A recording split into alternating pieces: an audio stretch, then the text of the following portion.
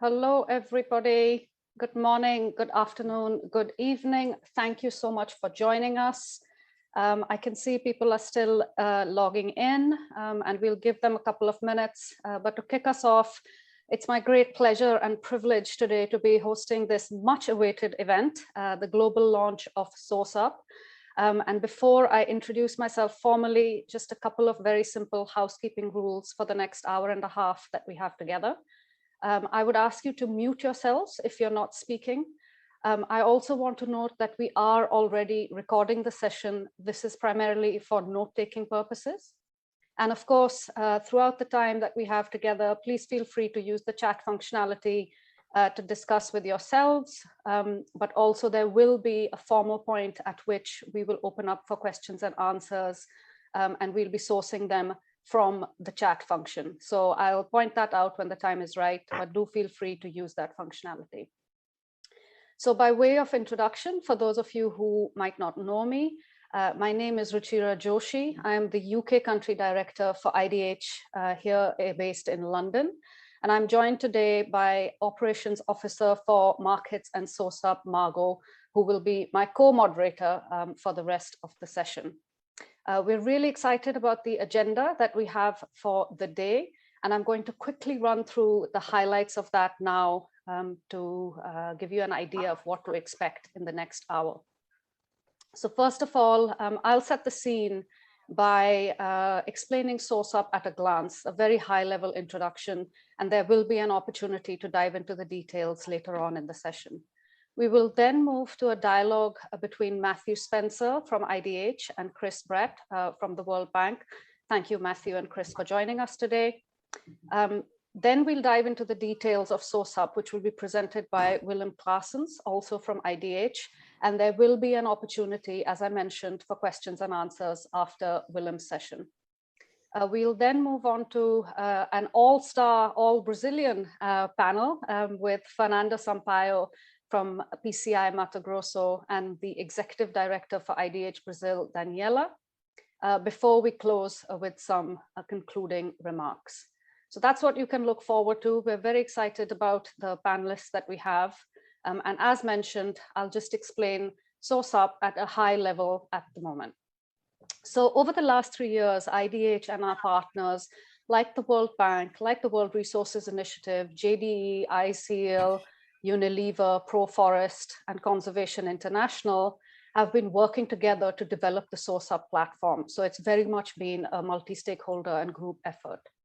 And SourceUp really builds on the experience that we have collectively in working closely in a number of different landscapes in key producing countries like Brazil, Indonesia, and Vietnam.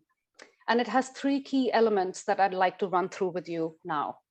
So the first is an online platform where interaction between stakeholders actually takes place and data is shared. Who are these stakeholders then? So the key stakeholders are, first of all, what we refer to as compacts. And these are very simply multi-stakeholder coalitions in countries working to improve sustainability and also livelihoods in a given region. So that's the first set of stakeholders interacting on that platform. The second set of stakeholders are what we call committed buyers, or in other words, buyers of agri-commodities that want to engage with existing compacts in their key sourcing regions, or indeed request a compact in regions where there might not be any. The platform then seeks to link any of these multi-stakeholder initiatives working at a landscape level with global buyers. And the idea is that through the SourceUp platform, these stakeholders can work together to develop landscape level efforts that will tackle systemic issues that go beyond the farm level. And that might be wicked problems such as deforestation, living income, and other human rights issues. Now, before we move forward, I would like to share with you a video that will introduce the platform to the world for the first time. Moving on.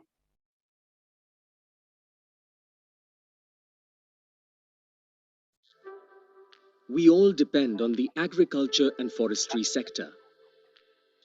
But you're some of the biggest drivers of habitat destruction and climate change.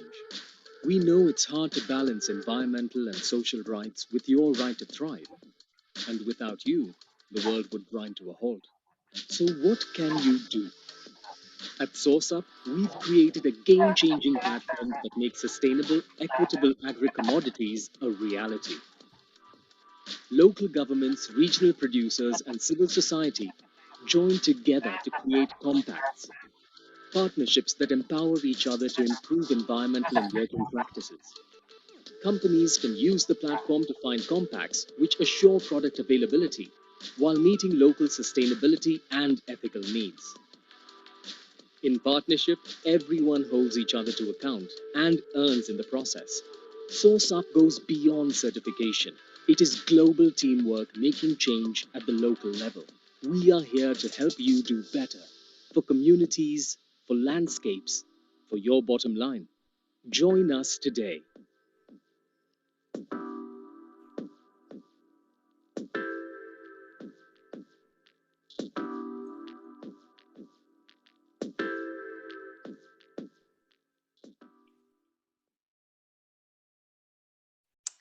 Great. Well, I hope you enjoyed that. And as you can see, the focus is very much on delivering impact at a landscape level.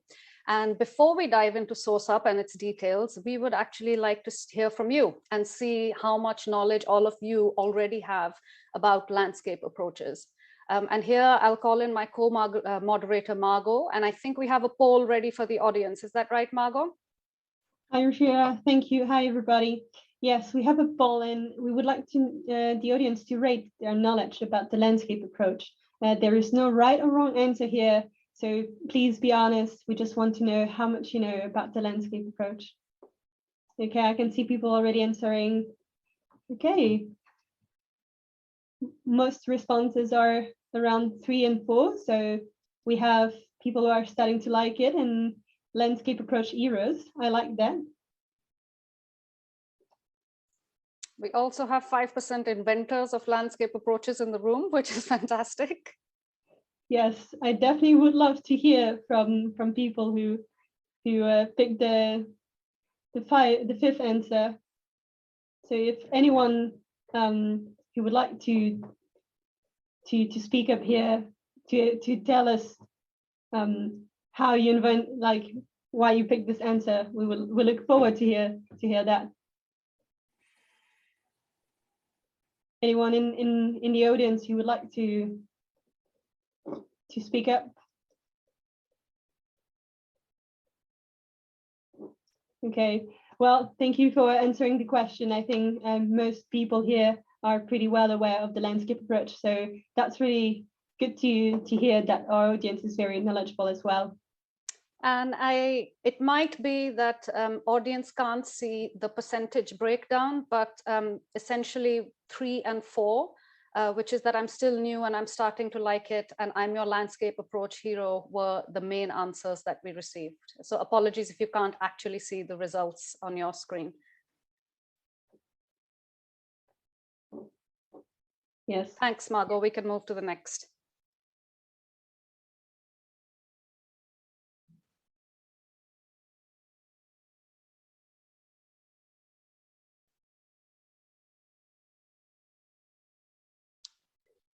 Okay, so I think that was the only question that we had at this session, at this point, Margot. So we can move on to the next, please. And I'd love to introduce Matthew and Chris at this point. Okay, while we're pulling up that next slide, let me begin by introducing our panelists. So first of all, Matthew Spencer, who is the Global Director of Landscapes at IDH and oversees our regional landscape teams in Asia, Africa, and Latin America, alongside the landscape finance team and the markets team as well. These working together to raise demand for sustainable commodities. Matthew is also part of the management and leadership team of IDH and leads the organization's work on carbon finance. And we're very lucky to have him as a de facto member of the team here in the UK, at least for the time being. And Matthew is joined by Chris from the World Bank, Chris was appointed as the lead agribusiness specialist with the World Bank in November 2016 and is based in Washington, DC. He has more than 30 years experience of working within the public, private, and voluntary sectors across the world. And prior to his current role at the World Bank, I had the pleasure of working with Chris when he was the global head of sustainability for a large multinational agricultural supply chain management company. I would like to say that the World Bank is also a member of the SourceUp steering committee, which is fantastic. And Chris himself was recently part of an IDH convened working group within the UK government's Forest, Agriculture and Commodity Trade Dialogue in the lead up to COP26. Welcome, Matthew and Chris. Great to have you both with us. So Matthew, perhaps I'll come to you first with a fairly simple question. And given the poll responses, our audience is probably well versed in the response to this, but why are landscape approaches important and what's different about them? Thanks, Ruchira. Well, let's be clear about the size of the challenge first. What's the problem that's driving this solution? We have, in large parts of the world, deforestation as usual, or degradation as usual of the soils and water sources that we rely on. And a landscape, and that's partly because we don't have sufficient alignment between the land users, the farming communities, often the companies buying food and commodities from those landscapes, or the governments regulating and planning for land use in those landscapes. And so a landscapes or a jurisdictional approach is a response to that, to align those different interests and try and find agreement amongst them on which you can build a sustainable land use model. The signs are from the last 5 years of our work and many other organizations working and using this approach that it does make a difference. It's hard to start and establish these landscape agreements, but once you have them, it's possible to build a level of alignment and coordination, which means that you can see lower deforestation, you can definitely see better land management, and in some cases, better livelihoods for the farming communities in those landscapes. So we think it's a solution to the systemic issues that farm by farm approaches often can't tackle alone, and companies on their own can't tackle alone. Thanks, Matthew. And you've already begun to hint at this with your introduction around the need for alignment between different stakeholder types. But why the need for SourceUp specifically? And can you tell us a little bit about how it started and came about? Well, about 4 years ago now, we realized that we and others were developing some great landscape approaches across the world, but that we needed to find a solution that matched those endeavors on the ground with the sustainability criteria of the main sourcing companies. We needed an umbrella platform that anyone with a landscape could use, so it's not just for IDH sponsored landscapes. And we needed something that gave companies some clear, easy criteria on what makes a credible landscape, provides transparent data, and allows the communities and the organizations championing the landscapes to use the platform to find and secure greater investment in their endeavors. Great, thanks, Matthew. Chris, perhaps coming to you then. I mean, a platform not just for IDH, clear criteria for companies, a way for regions to source investments. That sounds like a fantastic piece of work to be a part of. Could you talk a little bit about the World Bank's reasons for joining, particularly the steering committee of SourceUp? Well, firstly, thank you very much for the opportunity to come and talk today, and also congratulations. I mean, this is a very big moment for IDH, but also for me. I mean, I was looking at my notes. I think I've been on a journey with you guys for over 2 years to get to today. So it's been a lot of collaboration, a lot of discussion. Why is the World Bank interested? I think it's a very important point. When, in your introduction there, in your question, Rashira, you talked very much about the private sector. Well, in the World Bank, I'm obviously sitting more, I'm using the expression more in the public sector. The portfolio of the agriculture and food local practice, where I sit as a lead advisor, we have $23 billion invested with governments. This is lending to governments to help them strengthen their agriculture and food portfolios. But I think what's important, when you drill down on that portfolio, around about 45% of that money is directly invested in value chains, in production systems, directly with smallholders, directly with SMEs. So this is a significant funding. We also have a lot of trust funds, which gives programmatic support for various specific activities around environmental and social issues of supply chains and others. So having said that, what I really wanted to learn as we developed SourceUp and supported this role was really where the public side should be investing to enable this landscape system to flourish. We hear very, very much about the role and the importance of landscapes, but to be honest, it's been a very big challenge to understand what that really means. What is a landscape? How a landscape can productively work for all stakeholders. It's a multi-stakeholder platform. The World Bank Group, and the World Bank Group is obviously the World Bank where I'm sitting, but I'm also thinking of the International Finance Corporation, IFC, that invests in the private sector. We're always discussing and talking about how do we work at a higher level. We've all agreed that all these value chains, they come from landscapes. They don't come from individual areas, they come from landscapes. So how do we bring it all together to talk about the issues that affect broader than just the product from that value chain? So I think SourceUp is a really intriguing, I think it's a great way of bringing people together and helping to solve that problem. So very, very pleased to be part of it. I think it's going places. I'm really encouraged to see the methodology around the platform, which I'm sure will be talked more as we go forward. So back to you, Ruchira. Thank you. Thanks, Chris. And maybe a follow-up question right away. You talked about the need for identifying how the public sector in particular can help advance such approaches and make the difference at landscape level. How does that specifically link to SourceUp, and how can public investment in concert with SourceUp specifically as a platform make a difference in improving sustainability in agricultural supply chains? Well, to be honest, I'm not sure the audience here, I'd like to sort of really think about the journey that we've been on sustainability standards, certification, all these kind of systems. If you look very carefully, what was really important at the beginning was the certification systems by Rainforest Alliance, by UTZ, by Fair Trade. They were really important in getting the thinking and getting the systems and getting the energy going around changing the sustainability space. And people associated sustainability with certification. We've always argued that that's a broader discussion. Certification has a very important place, but at the same time, there's lots of different systems to evidence how products are changing in their production methodologies, how we're going forward. So at the World Bank, we've really looked at new models, new systems. What I mean by that? We're a World Bank group. Where I sit in the Sustainable Development Unit, which is agriculture and food practice. It's got the climate change group. We've got our poverty group. We've got our water group. We've got various areas that we bring together. All of those areas we bring together do sit in landscapes. So we've also looked at what do we bring as the World Bank.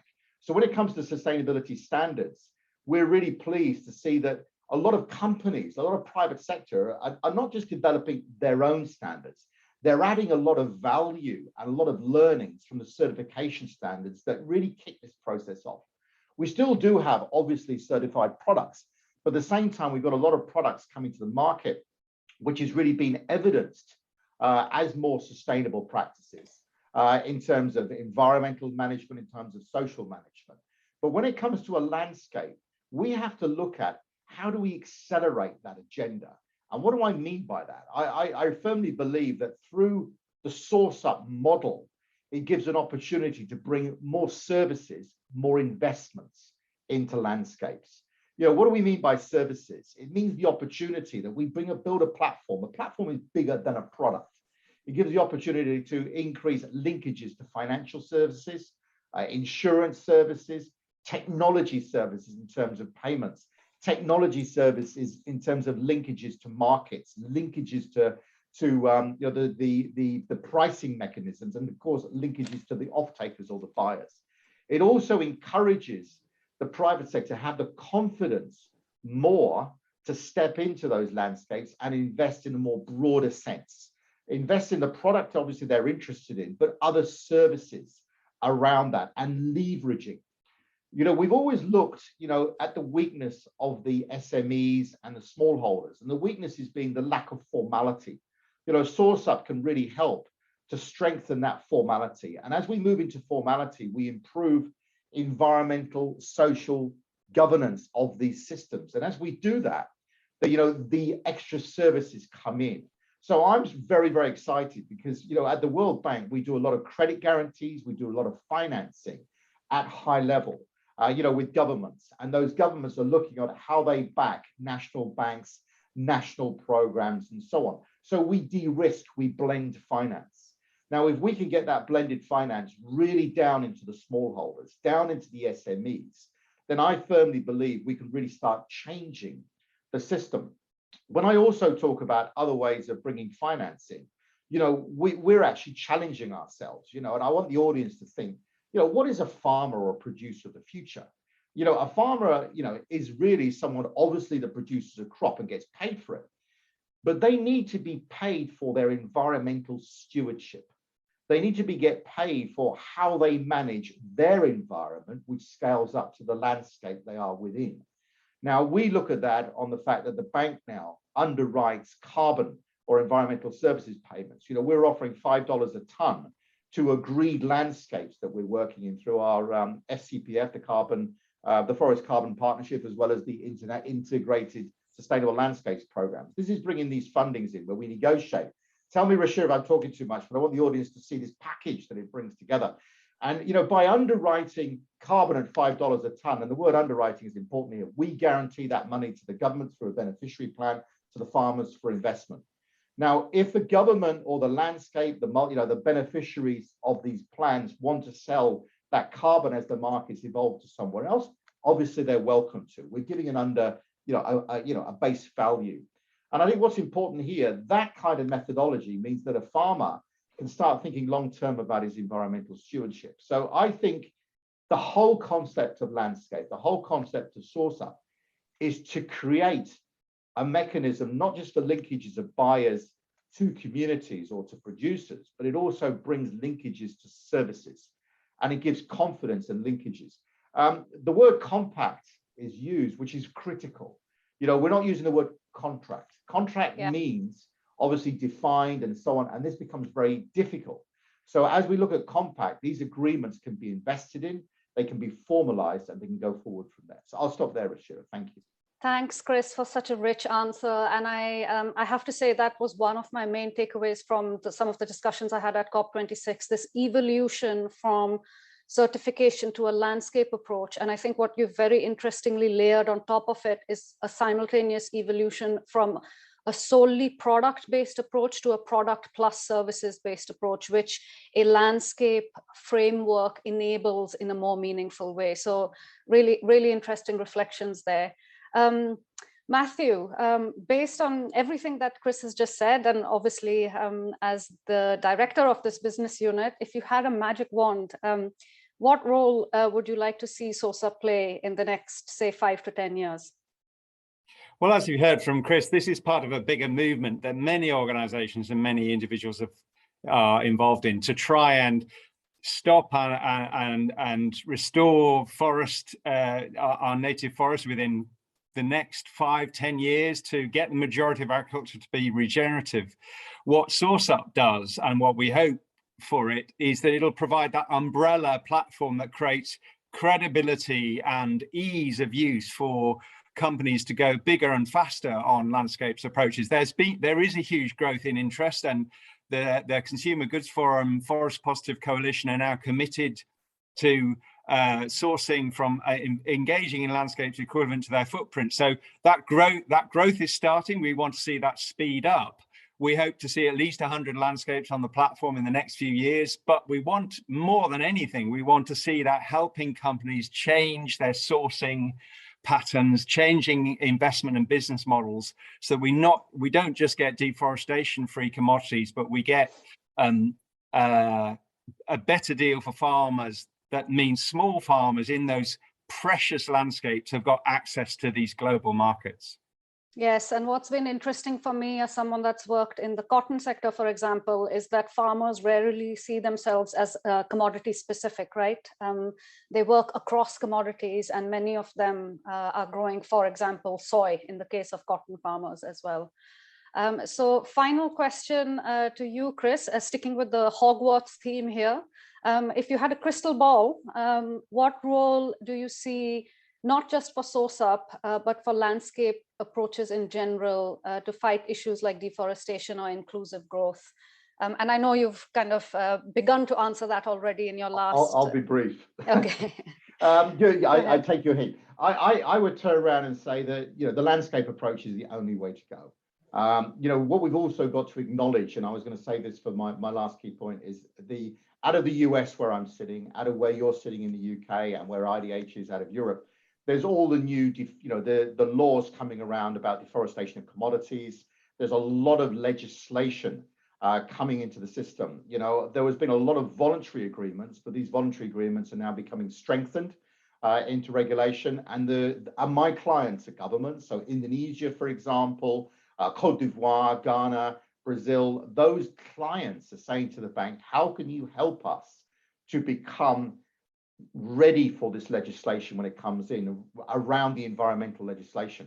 Landscapes would really be the ultimate way of solving a lot of these issues for the governments, for the producers, because Matthew, you very correctly talked about market access. That market access will start being denied if we can't evidence the reduction of deforestation. That's one. And my final point is the private sector, when you listen, and you know, IDH is so well placed in this area, they are really challenged on how to deliver commitments. This isn't about money. You know, a lot of the large multinationals have put a lot of financial resources into trying to develop those linkages to smallholders to reduce deforestation issues, but also to improve social issues, you know, eliminate child labor, all these kind of areas which are vital and critical, but they struggle on how to deliver that final connection. That final connection has got to be built around a solid multi-stakeholder base with the provincial governments, not just the government, the provincial governments, and the valid stakeholders, not just the farmers, but the broader sense that we can bring services. We need a lot of support from technical partners, you know, the CSOs, NGOs that give a lot of technical support. So this kind of model brings it all together and develops the environmental case and the business case for this. And this is what we're looking at as well. And the last comment is we have launched our FOLAW program, which is funded by the Global Environment Facility. This is over $300 million of backing on the GEF7 program, which is looking at deforestation of 8 commodities that the IDH is very familiar with, and the audience, I'm sure, can look into. And this is also looking at how do we back and support sustainability standards? How do we look at new models, new business models, new innovations, and so on? So I'm sure that SourceUp and the World Bank can have a continued relationship. So thank you so much for the opportunity to be here today. Thank you. Thanks a lot, Chris. Yeah, what a vote of confidence in the model that we've collectively been working on. Thanks for that. And I know particularly relevant, as you say, in the context of the UK, which actually has a public consultation open at the moment on legislation for due diligence on what they call forest risk commodities. Hopefully landscape approaches like SourceUp will be recognized as a potential solution for some of the private sector companies that will have to meet the requirements of that legislation. So a big thank you to Matthew and Chris. We do already have a couple of questions popping up. I'm saving them and I will position them at the right time. But just to whet your appetite a little bit, there has been one question around how the SourceUp model can be used for responsible water management at a landscape level. So perhaps Fernando and Danny, when your panel comes around, just kind of putting that idea in your head that this is what the audience is thinking about. But for now, I'd like to move on. So currently, there are 22 landscapes that are part of SourceUp, producing a full range of commodities like soy, palm, cotton, coffee, tea. I'd like to welcome back Margot, who's prepared a video quiz for all of you this time to see if you can guess which landscape it is. Over to you, Margot. Thank you, Rashida. Yes, I'm back with another quiz, this time a video quiz. So we're going to show you a short extract of a video, and then a poll will pop up, and you just have to choose the right answer this time. So yeah, please go ahead with the first compact.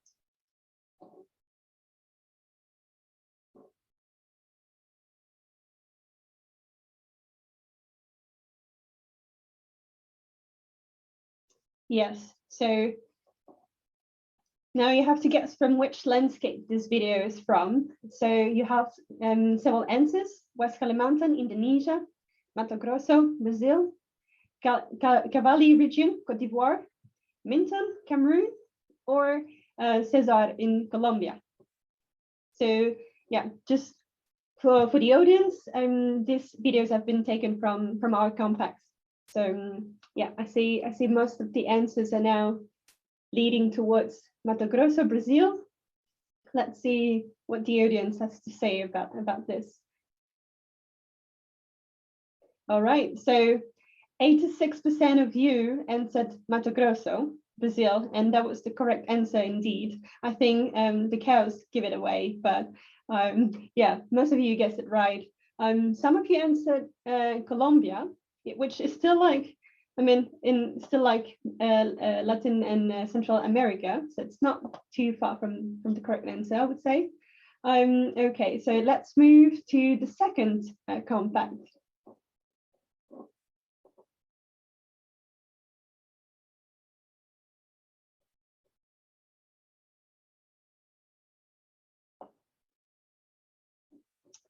Thank you. So now you also have a few possible answers.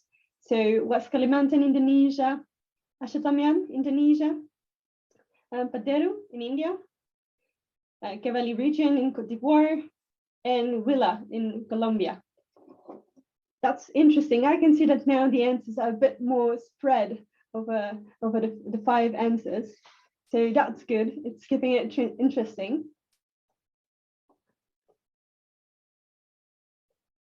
I can see like the answers keep moving still.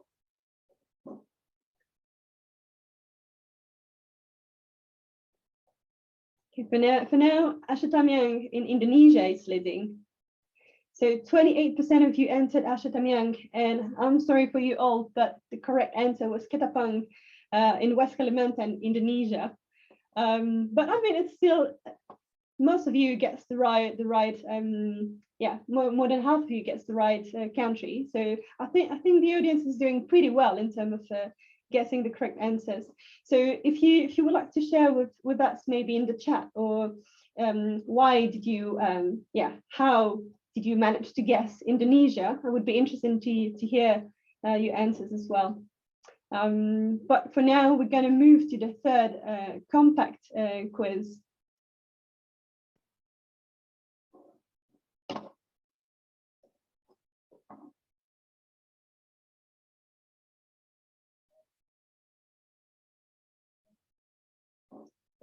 Thank you. So now you have also a few answers possible.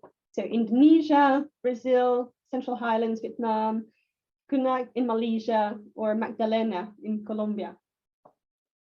So here again, the answers are a bit spread.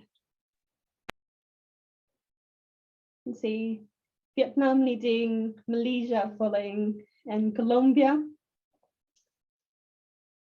41% for Vietnam, 31% for Malaysia, 22% for Colombia, only 1% for Brazil. Okay. So the final answers, I think 44% of you answered Central Highlands in Vietnam, and that was the correct answer indeed. This video was from Central Highlands in Vietnam. 30% of you answered Malaysia, and 21% of you answered Colombia. So that's interesting indeed. Yeah, again, if you would like to share with us like your thinking about this this compacts, please let us know. And we're going to move to the fourth and last quiz of this video quiz. Yeah.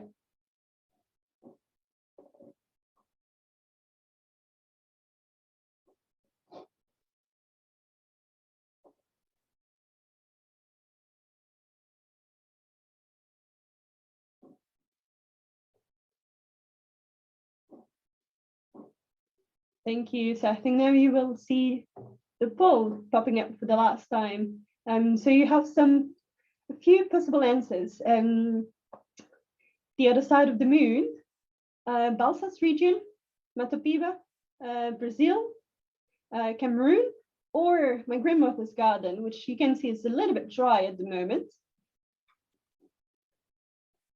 All right, I can see Cameroon leading.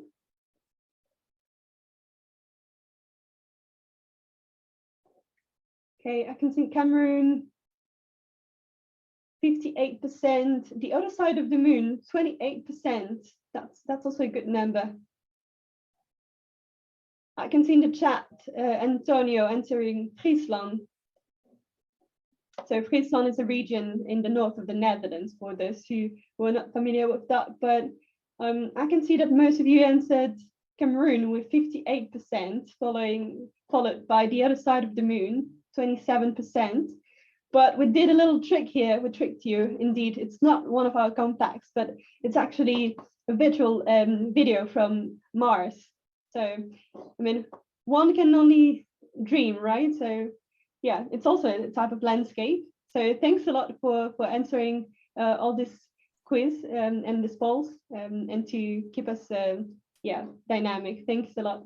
Back to you, Ruchira.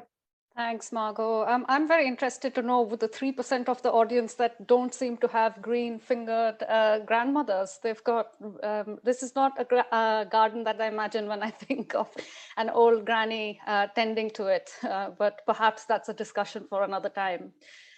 So the time has now come to dive into the details of SourceUp and to present. We've got with us Willem Klaassens, who is the Director of Markets and SourceUp here at IDH. He is responsible for the global palm oil, tropical timber, and soya sectors, as well as for the development of the platform that we're sharing with you here today. Before joining IDH, Willem was a strategy and management consultant in the agricultural, metals, and energy sectors, and has previously worked with a number of different financial institutions, including most recently Standard Chartered Bank in Singapore. And during his 30-year career, Willem has spent more than 18 years living and working in Asia. And for those of you who don't know, is very knowledgeable about wine. So if you want to ever have a social chat with Willem, that's a good topic to pick up on. So over to you, Willem. Thanks very much, Ruchira, for introducing me. Let me share my screen.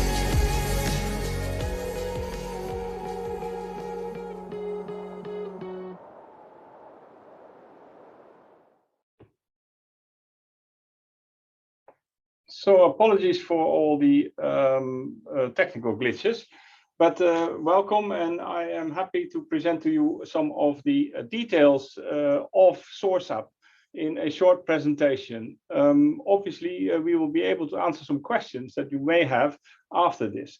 But first, before I start, I would like to thank and acknowledge all the parties that helped us over the last 4 years to build SourceUp, to develop SourceUp and the model behind it. So thank you for that.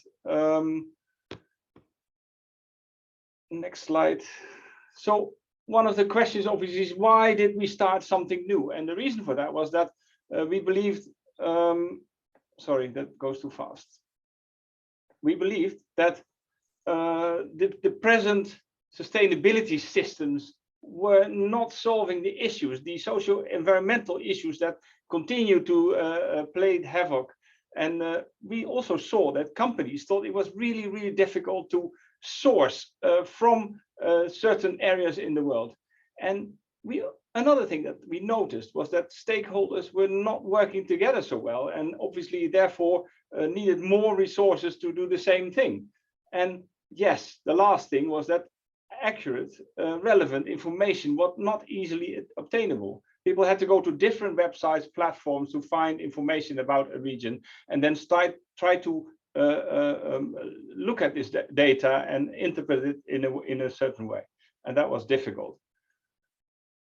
So what we wanted to achieve was then also to connect regional priorities, things that people in producing areas thought was really important, their priorities, to the global commitments of the supply chains, of the companies that were buying products. And we have tried to do that by increasing transparency. We did this, or IDA started already with building multi-stakeholder compacts across the landscapes. And these compacts, as we call them, are nothing else than people sitting down together, deciding on their priorities in their own region, in their landscape. And by doing that, already have a powerful tool of making sure that sustainability increases in the area where they live, where they work in, and where they produce commodities. So the next challenge that we had to face was obviously, how do we get companies in the supply chains pay attention to what is happening in that region, and how can we ensure that these companies start helping these regions to improve sustainability, which meant that if the buyers would do that, they would help themselves. They would help themselves by helping the local compacts.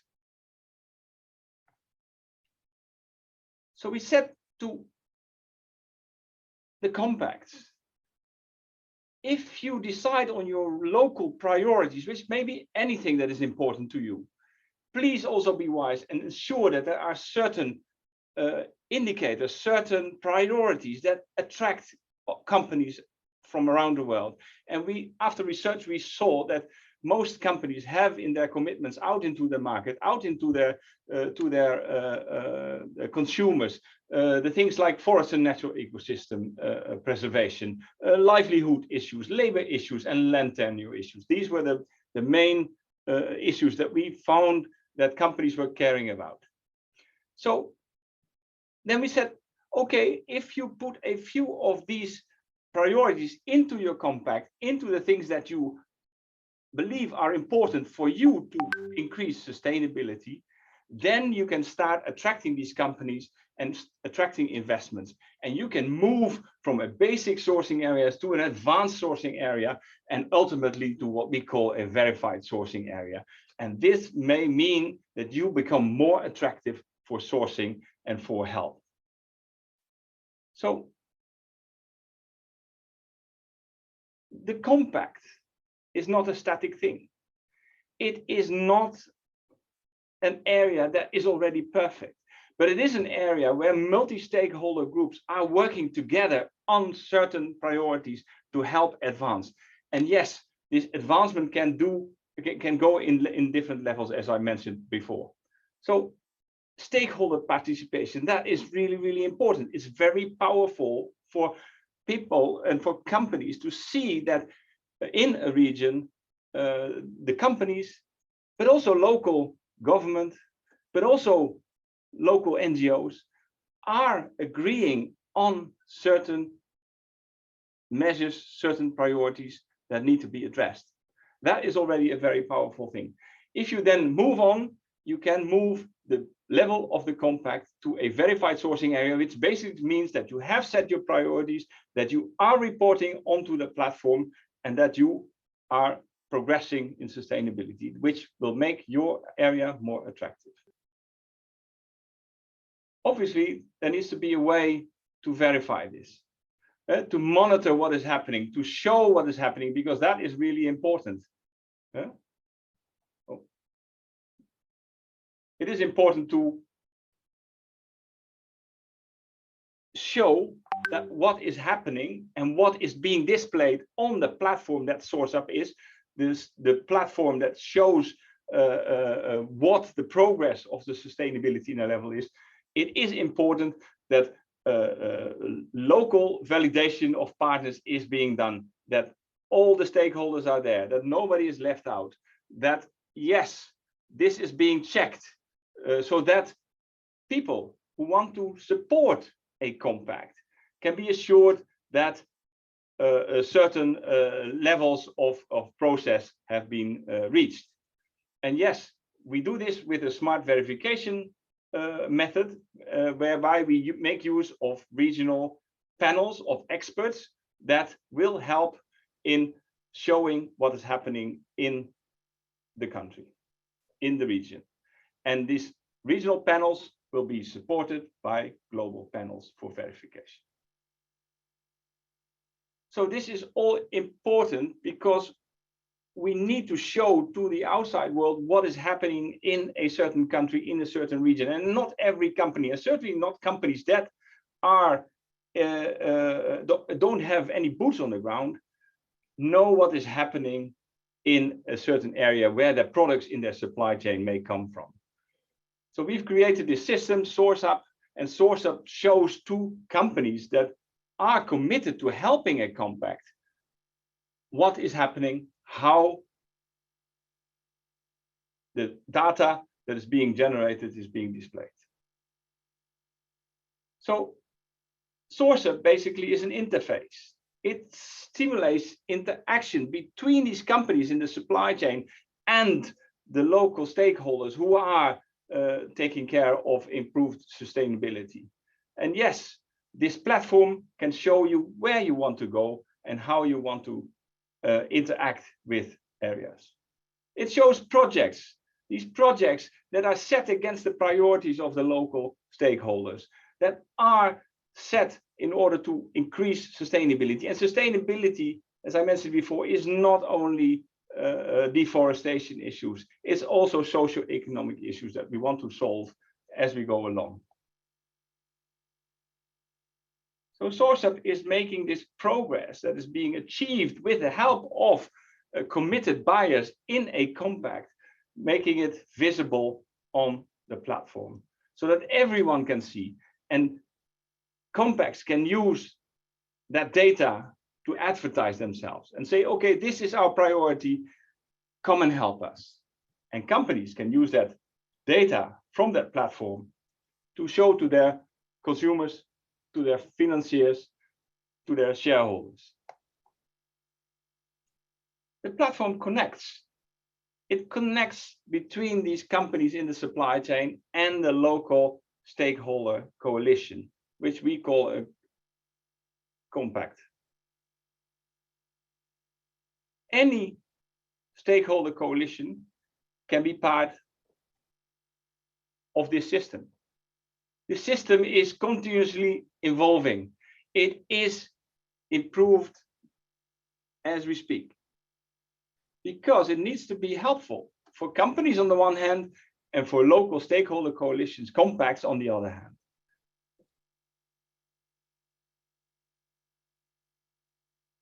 So things that you will see, and I show you a few slides of what will be possible to see on the platform to give you an indication of what is happening and how it is happening and how progress is being made. This is all information that is being put online so that also companies that are not or don't have a presence in a certain area can still choose an area to help because they know and they can find out whether their product comes from there.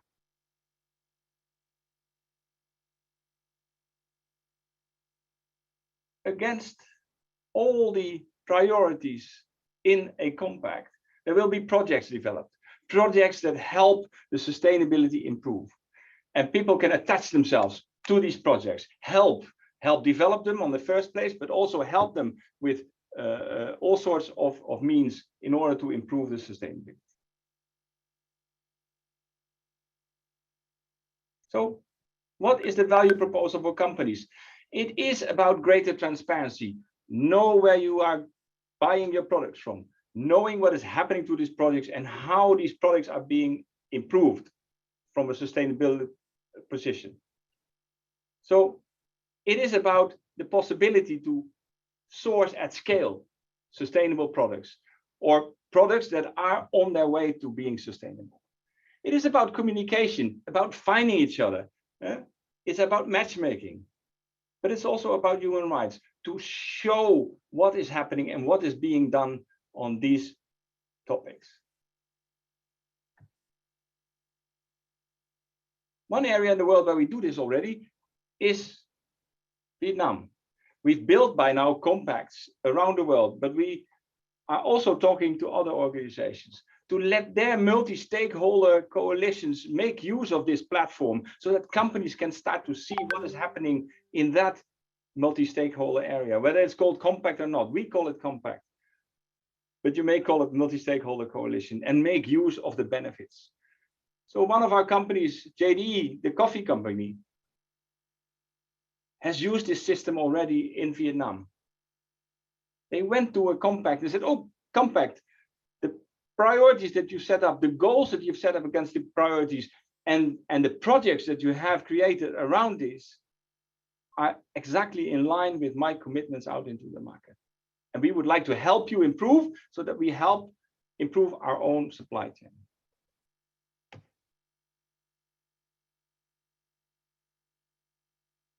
So how can buyers work? Buyers can be a supporter. Those are the companies that are very far away from the areas where the production is. Or they can be a sourcing partner, somebody in the middle of the supply chain. Or they can be an anchor partner, somebody with boots on the ground who really can help local stakeholders, local multi-stakeholder coalitions to improve. So, and how do you help? As a supporter, you can support projects that are set against these priorities. And the benefits there, obviously, is that you know what's happening, that you know what's happening in your supply chain, and you can communicate about the level of progress that is happening in the area where you buy your products from. As a sourcing partner, you can do a few things as well. You can also support projects, but you can also do preferential sourcing. You can communicate about these things, and you can access and use sustainability KPIs and impact stories on your platform in your sustainability reporting. Or you can be an anchor partner. You can really help a compact devise certain projects to ensure that the compact is working properly. You can communicate about that, and you can, yes, indeed, financially or in kind support that compact to progress.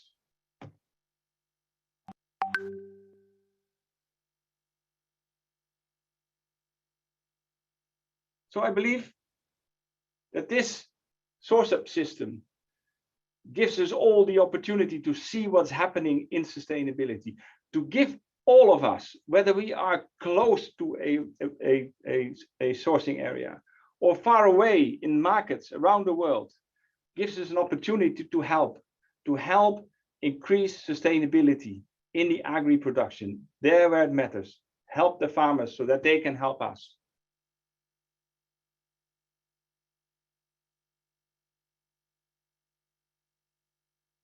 So by supporting SourceUp, by going online, registering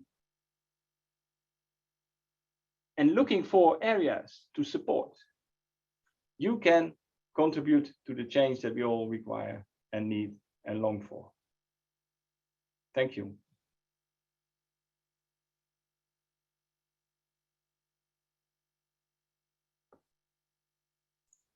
I'll stop sharing now, Ruchira.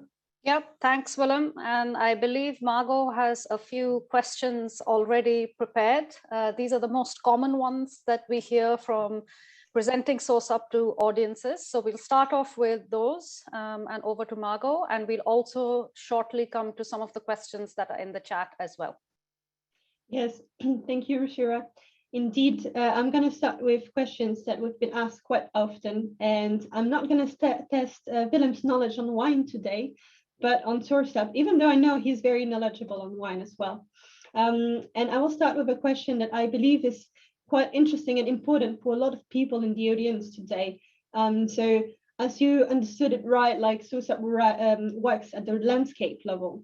And Chris touched upon this as well earlier in his answers. But Willem, could you explain us what is the relationship with certifications?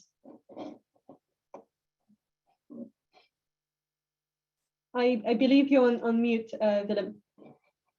Thanks. That's a good question. That question has been asked many, many times. SourceUp, the platform, the model focuses on resolving the most critical systemic sustainability challenges at a landscape level. And that's where it differs from certification. It helps to address issues that cannot be addressed at the individual farm or producer level only. Therefore, it is complementary to certification and other farm level schemes. At SourceUp, we believe that the platform will also help to make certification and similar schemes more focused, localized and efficient. We will connect with other sustainability data systems because that is necessary. That is in the philosophy of SourceUp, to work together with others. We will work and connect with those data systems so that when you check the sustainability status of an individual supplier, you can also see what's happening in the landscape. And more importantly, you can take action to improve the situation and deliver on sustainability commitments, like reducing water footprints. Thanks. Thank you. Yeah, you just mentioned data systems and sustainability status of individual suppliers. Can you tell us a bit more in detail how verification works on SourceUp? Yeah, I mentioned already that we have this smart verification system. The SourceUp verification approach is basically is based on three key principles. First, that the local stakeholders in a compact collect their own data, allowing them to drive their own sustainability agenda. It is important that things that are important for the multi-stakeholder coalition in the countries are on the agenda. Secondly, the compact stakeholders will review jointly the progress on the key indicators that they've set against their priorities and to provide context to ensure there is a broad support for what is being reported. That's really important. And third, the panels that I spoke about, the regional panels, but also the global panels, comprise independent experts that review the progress that is being made. They look at the underlying evidence and provide an opinion on whether the reported progress is backed up by this evidence. They also provide recommendations to improve monitoring in the future. So right now, we are testing this panel structure, this smart verification process. If you want to know more, then please do register on sourceup.org and we will send you information as we go along. Yeah. Thanks. Thank you, Willem.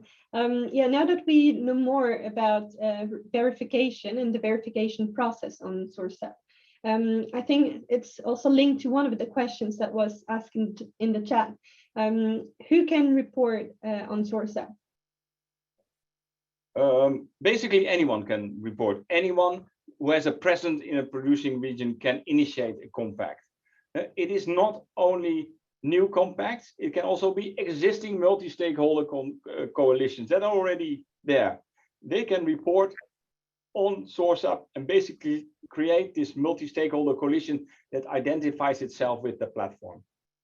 The first step in that process is, if you haven't started yet, to convene the stakeholders to jointly develop and govern implementation of a compact.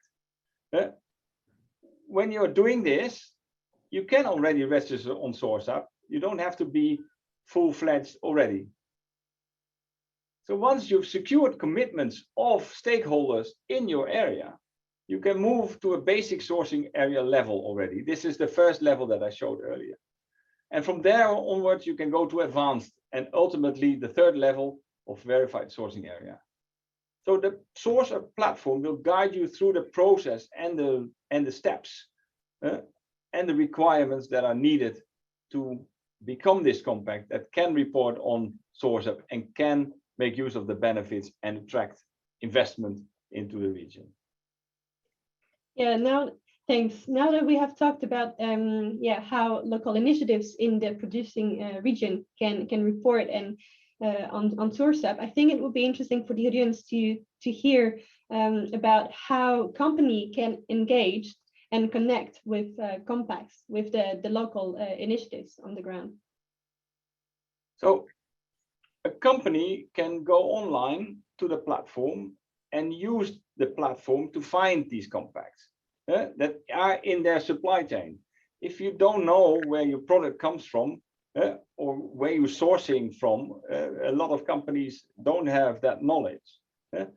You can try and see whether your suppliers are already on SourceUp and in which areas they are sourcing the products that are in your supply chain. So you can search for commodities and impact themes. And once you have identified a compact that you would like to support, because it has priorities that are in line with your commitments into the market, and this compact that has a match with your interest, there are three options basically to support a compact. As I said before, you can be a supporter, somebody who is very far away from the production area. You can be a sourcing partner or this anchor partner. You can choose the option that suits you best.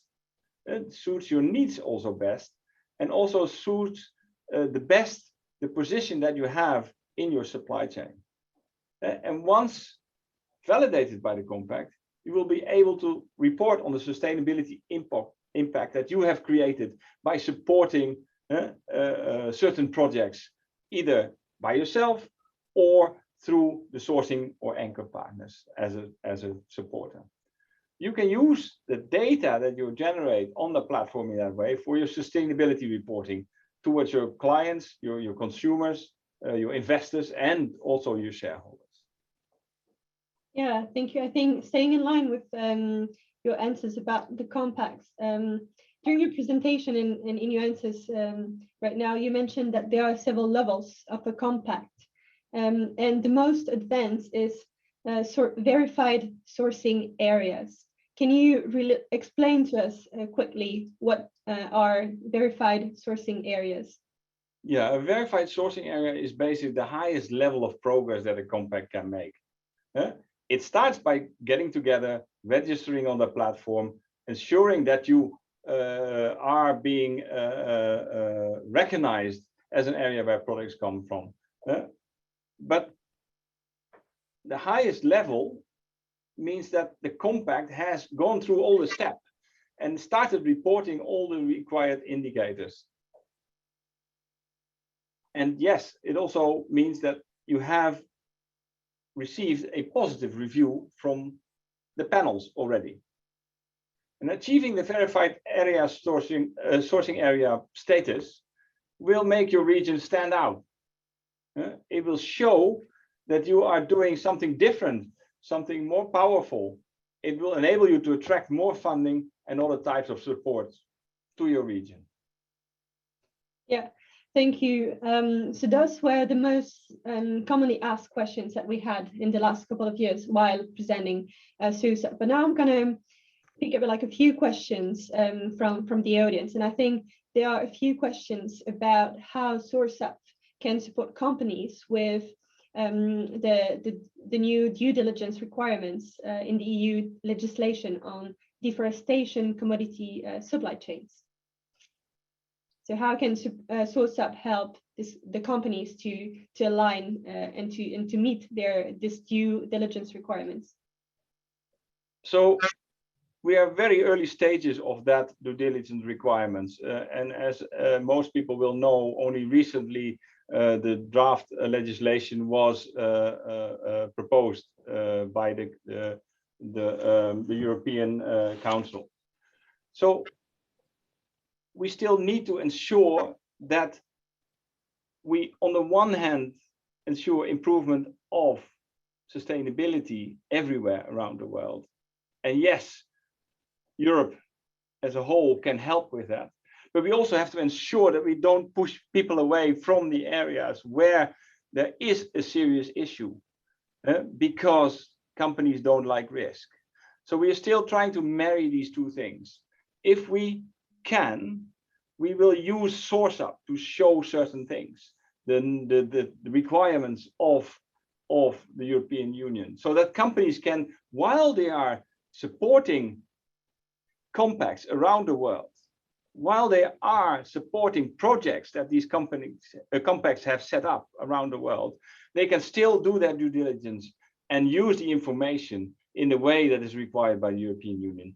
But as I said, this is still early days. We still have to develop a lot of things for that. But I was assured that in the next 4 years, when this legislation will come online, we will be able to come up with some good ideas that where SourceUp can also really be helpful.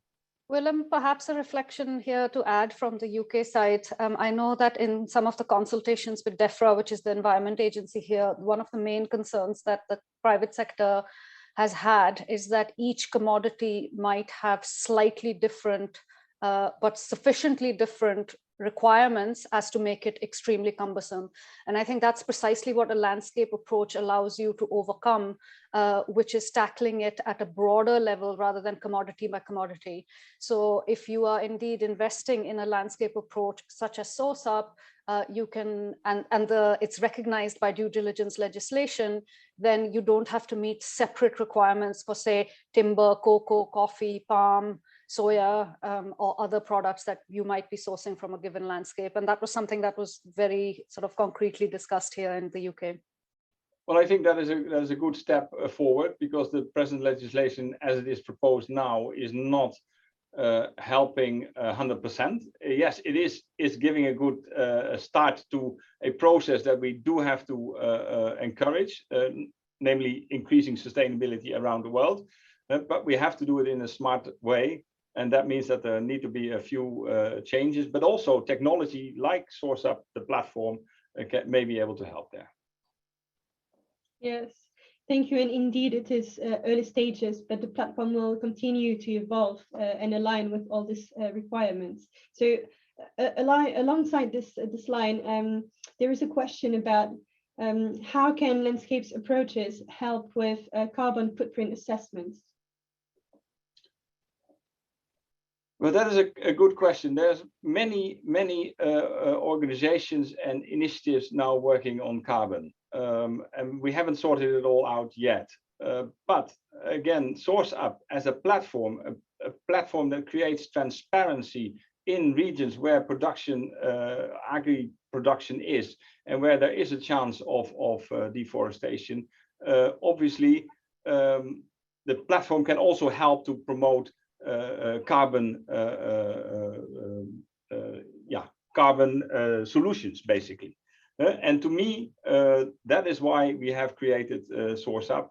The carbon solutions are part of the solution. And today it is not only certification, it's not only landscape approaches, but it is also carbon solutions that we have to integrate in everything that we do. There is no one silver bullet, and that means that we have to work together. And if SourceUp can get all these things together, all the information in one place for everyone to use, then that will be really helpful.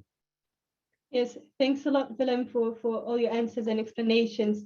And for the questions that were not answered yet, please keep them coming. We will gather the questions and we will answer to them on our platform. So please stay tuned. And thanks again, Willem, for your presentation and answers. Thank you. Shira. Thanks, Margot and Willem. And I note just in closing, or before we move on, the comment from Hamish. Thank you, Hamish. I think that's a really interesting and important point. I take it on board as a indication that we should be clearer in what we think the additionality of a landscape approach is, as opposed to a certification and reporting based approach. But your point is well taken. And indeed, we don't want to communicate in any way that this could lead to a level of rubber stamp verification. Absolutely. Now, moving on and linked to that, SourceUp is in fact much more than just a platform. And a key objectives of the approach is to create real impact on the ground by facilitating stakeholders to move beyond individual farms and supply chains, which is perhaps more the approach of certification.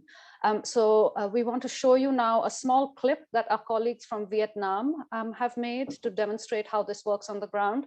And I will warn all attendees that for reasons beyond our control, the volume on this video kicks off rather high with a bit of a rock star soundtrack. So if you would like to, you can turn down the volume on your laptops or computers now.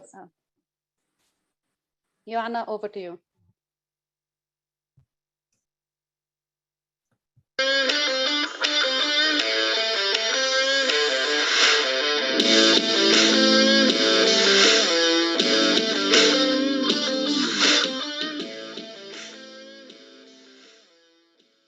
Chương trình này của cơ bản được dân ủng hộ rất cao và thực tế thì cũng đã mang lại được về cái sản lượng cũng rất là cao, chất lượng thì rất tốt và giá cả rất là đảm bảo, bà con rất là vui.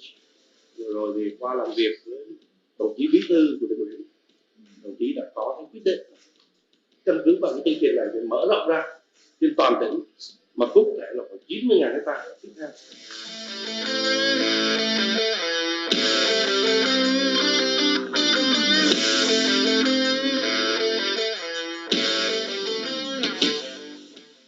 I was experiencing today is that the overall impact was very, very tangible. And I think at the end of the day, it needs to be felt very much by the farmers. They have more income, they have better productivity.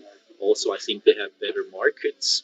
And I think what's equally important is that the success of this project and this program actually is the success of all stakeholders working together.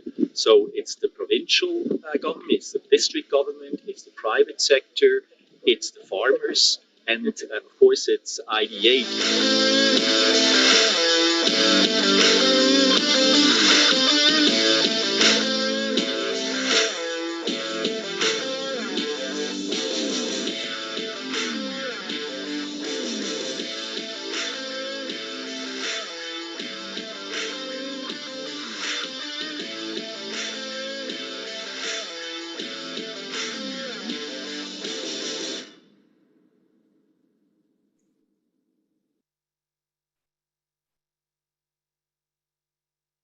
Great, thank you, Joanna. And now moving on to, as I said, our all-Brazilian all-star cast, which I am very pleased to be able to introduce. So first of all, we have with us Fernando Sampaio, who is a member of the SourceUp Global Steering Committee since October 2016, and the executive director of the PCI Mato Grosso strategy.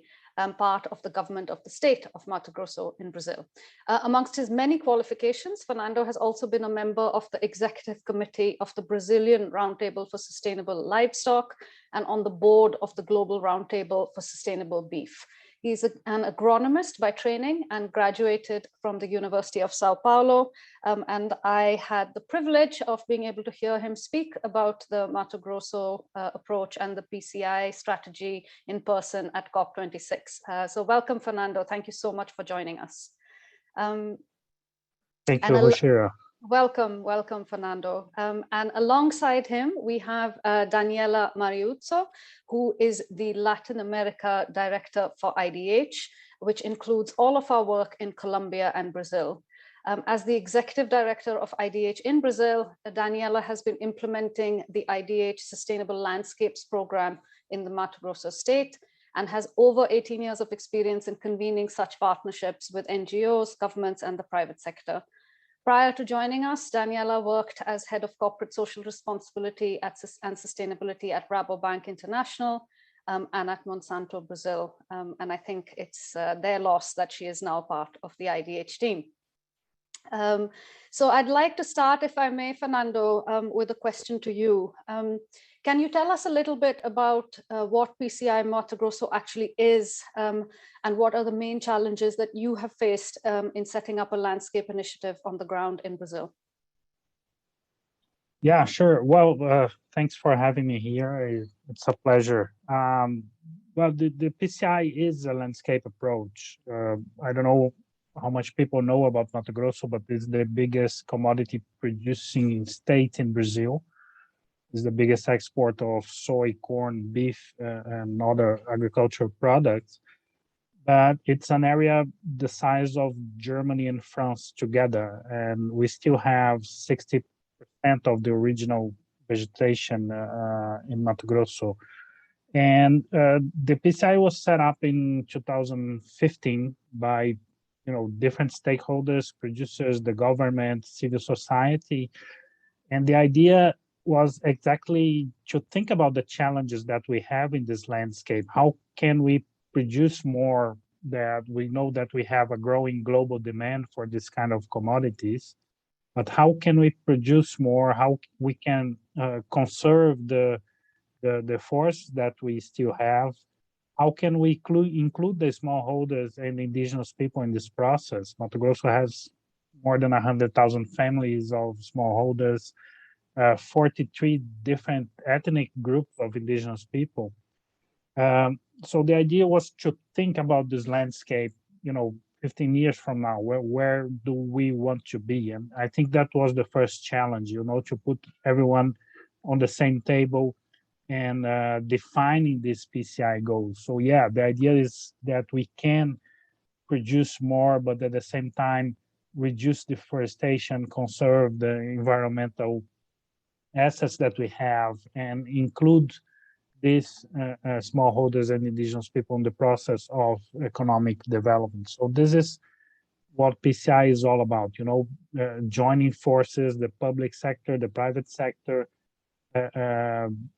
into action to achieve this vision of balance between production, conservation, and inclusion. Thanks, Fernando. And I think you're beginning to touch on more explicitly breaking the walls between those silos of social progress and productivity and environmental conservation, right? Which I think PCI sits right in the middle of. In fact, it says it in the name, which is fantastic. Can you talk a little bit about how SourceUp in particular has helped you bring those two topics together and address some of the challenges that you face? Yeah, I think when we first started talking about SourceUp, and I was invited to be part of the steering committee, I think we have the need for a tool that makes this connection. You have one side of the world, all these companies and investors that have their own sustainability commitment. So how can we connect all these people to regions that are also trying to do the right thing? So I think that's where SourceUp comes in, to make this connection between the markets, the investments, and the producing regions that are, committed and making progress. And the idea is that we also need in Mato Grosso a lot of investments and actions to achieve the transformation that we want on this landscape. So how we can create this flow of investments to the places that are committed and making progress. So yeah, we see SourceUp as this tool that we were missing to make this kind of connection.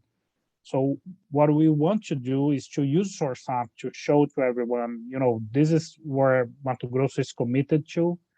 This is how we are making progress. And these are the engagement opportunities that you have on the ground. So you have a lot of action happening on the ground that, could be connected to investors and companies that are sourcing this kind of products, commodities, and other products in Mato Grosso can make this connection and say, I want to help this region to improve. So we have different ways how companies could support the efforts of Mato Grosso, and we want to display that on SourceUp and show, you know, these are all the different ways where companies can support us to make this kind of progress.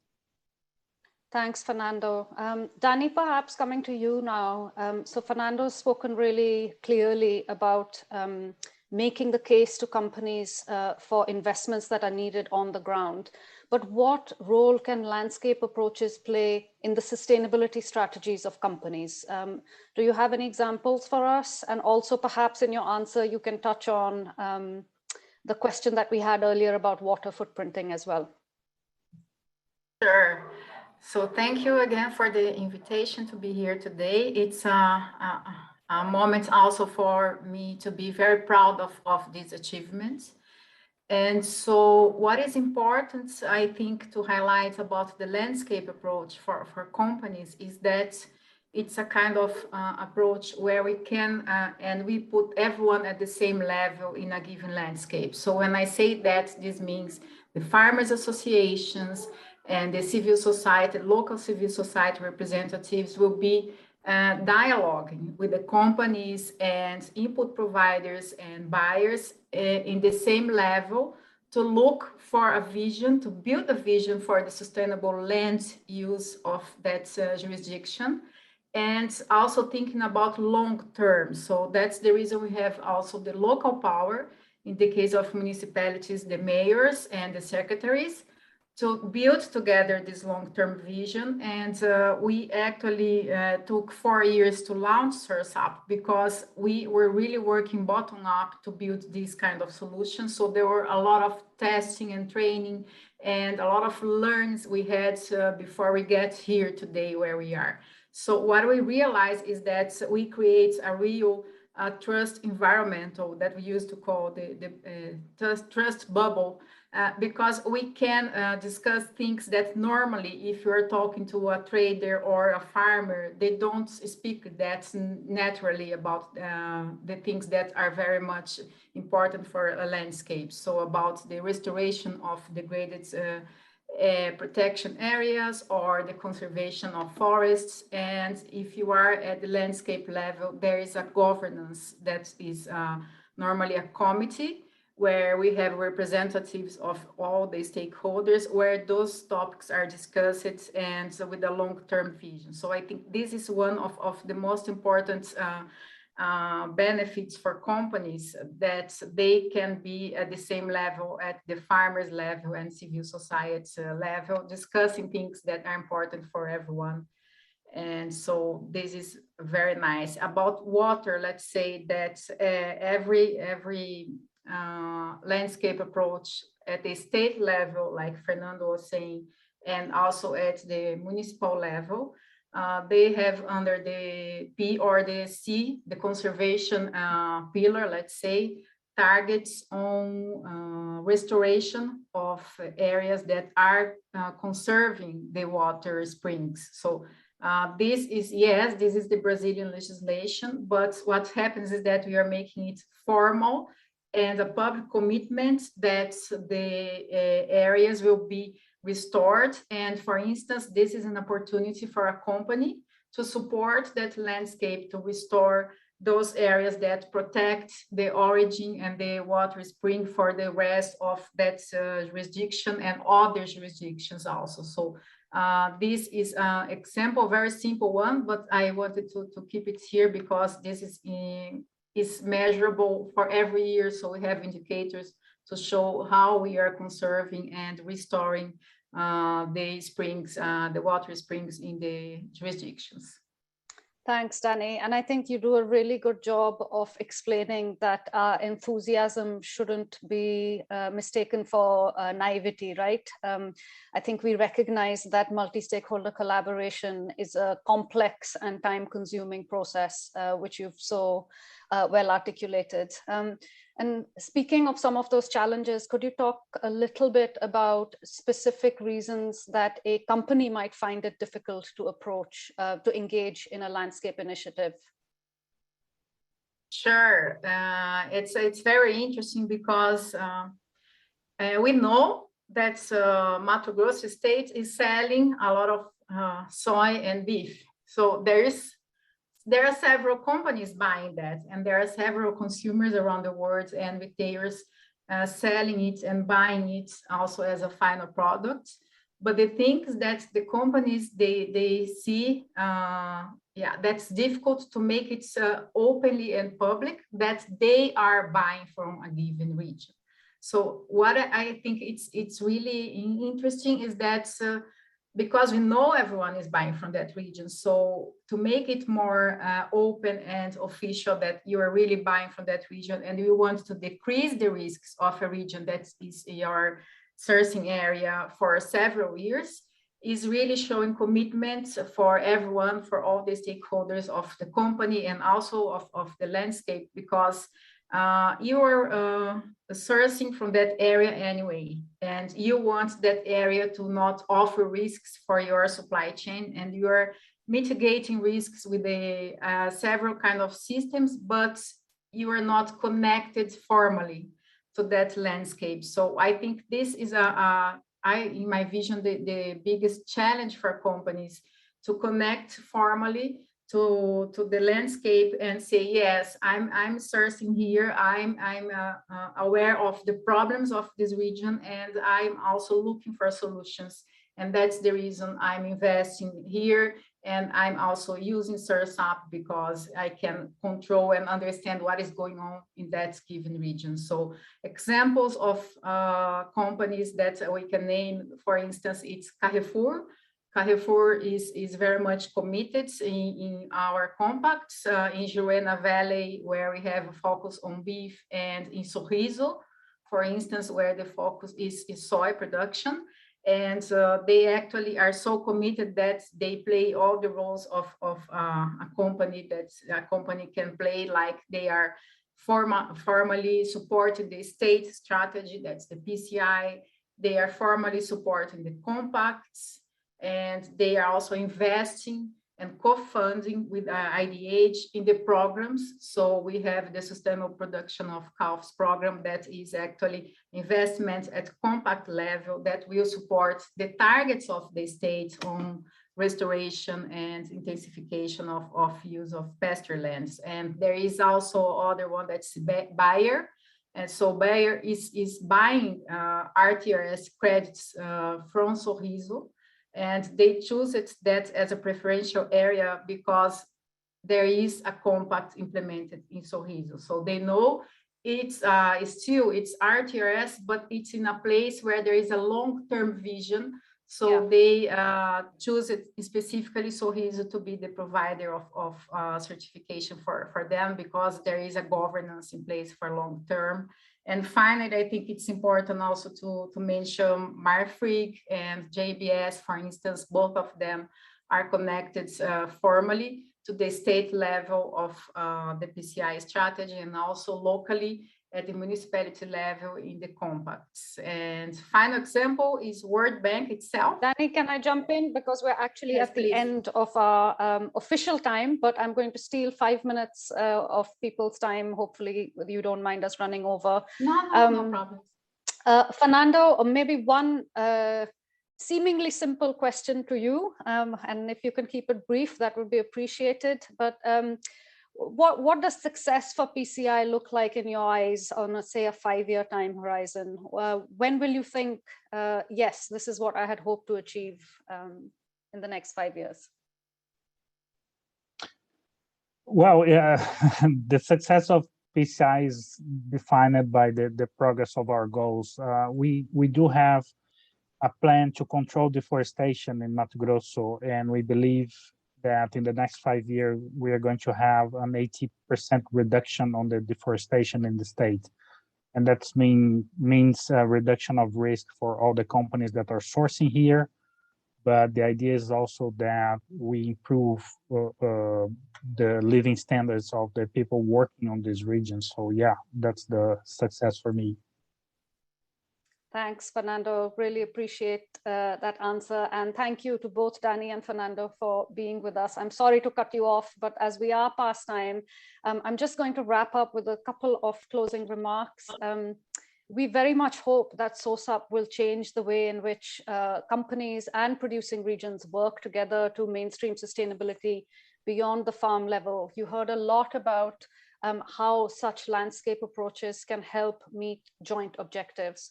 If you're a company and you want to know more, Margot's put some information into the chat, but you can also just go to sourceup.org or send us an email on info@sourceup.org.